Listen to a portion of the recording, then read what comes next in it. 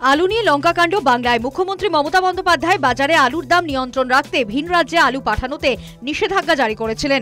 তার জেরেই সীমান্তে আটকে যাচ্ছিল আলু বোঝাই ট্রাক। এই পদক্ষেপের পাল্টা দিতেই ধর্মঘটের রাস্তায় হাঁটে আলু ব্যবসায়ী সমিতি। ভিন রাজ্যে আলু পাঠানোয় নিষেধাজ্ঞা ও পুলিশি হয়রানির প্রতিবাদে মঙ্গলবার অর্থাৎ ৩রা ডিসেম্বর থেকে রাজ্যের সর্বত্র আলু সরবরাহ বন্ধের সিদ্ধান্ত নেয় রাজ্য প্রগতিশীল আলু ব্যবসায়ী ও রাজ্য হিমঘর ওনার্স অ্যাসোসিয়েশন। পরিস্থিতি বেগতিক দেখে সোমবারই কৃষি বিপণন মন্ত্রী বেচারাম মান্না আলু সমিতির সঙ্গে বৈঠক করেন।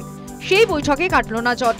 সোমবার রাত থেকে রাজ্যের কোনো হিমঘর থেকে আলু নামানো, আলু সরবরাহ হবে না, সেই সিদ্ধান্তে অটুট থাকল প্রগতিশীল আলু ব্যবসায়ী সমিতি।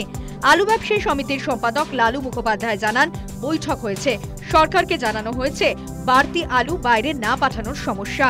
আপাতত ধর্মঘট জারি থাকবে। বাইরে পাঠানো কোন কোন আলুগুলো অনুপযুক্ত, কোন কোন আলুগুলো বাইরে এখানে আমাদের কলকাতা বা বিভিন্ন বাজারে চলে না, সেই আলুগুলো বাইরে পাঠাতে হবে। বাইরে পাঠাতে না হলে আমাদের যে পয়সা কড়িগুলো পড়ে রয়েছে সেগুলো আসবে না। ওনারা সবটা শুনেছেন, সবটা শুনে ওনারা বলেছেন ঠিক আছে, আপনারা আপনাদের কথা বললেন।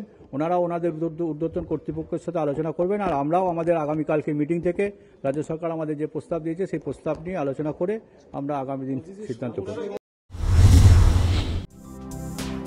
বাজার দর একই আগুন, সবজি, পেঁয়াজ, ডিমের দামও চড়া। তার মধ্যে ধর্মঘটের কারণে খোলা বাজারে আলুর দাম বাড়বে।